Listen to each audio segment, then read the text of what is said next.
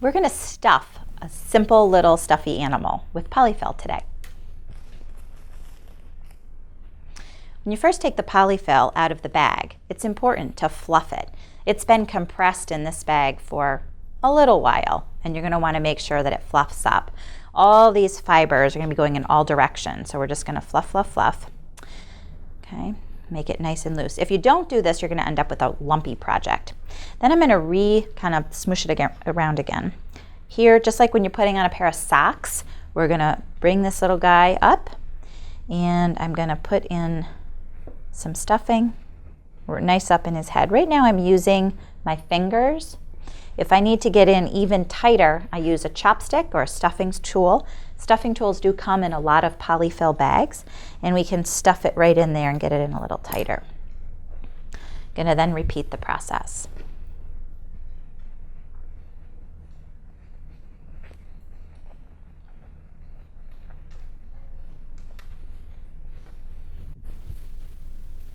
Make it again nice and fluffy and loose.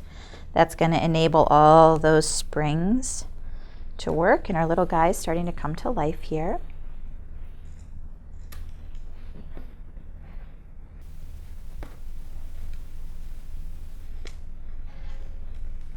I'm going to work on his little paw.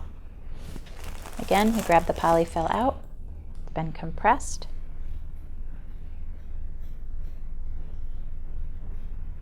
Take little pieces at a time. If you start working in these fine areas with too much material, it's never going to go where it needs to go. And then here, I'm going to open this up again like a little sock. Push it in, that way we don't have to push it quite so far.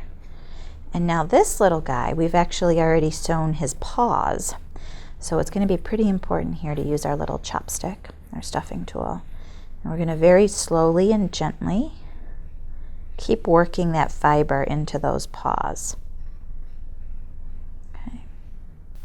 Now this pattern, we're actually going to attach his little legs with buttons at the end, which is why we're stuffing it now.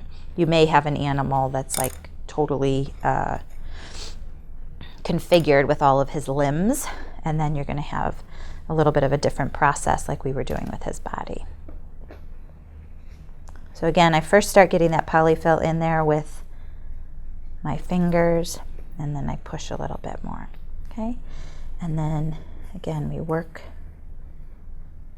right in here to get these paws filled in. You can see the stuffing stick going in, okay? And we just keep repeating that process.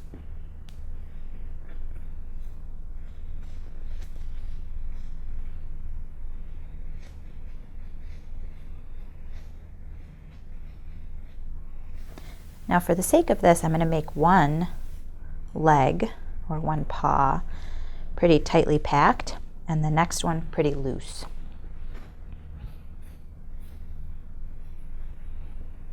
And you can see that just by varying the amount of polyfill, you can change your animal from being very sculptural and very standy-uppy to being super soft and squishy and huggy.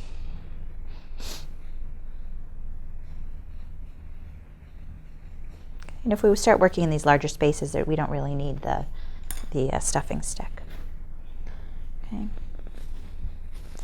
And I can just keep pushing. So like this, right now, he's still pretty squishy and stuffy, right? I can squish him. You can see that with my fingers. I can also make all of this go way down right into his toe, if I wanted to.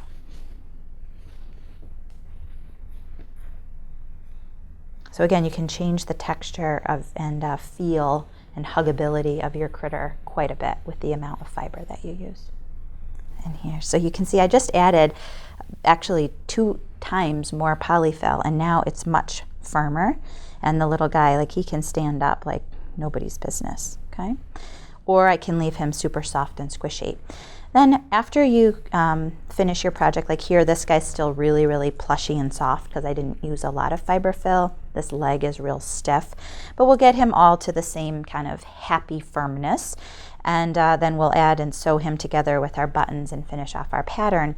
And then one of the last things that's important to do is always massaging your little guy at the end. You can do that with your whole hands if you've got a big project, your fingers, thumbs, etc.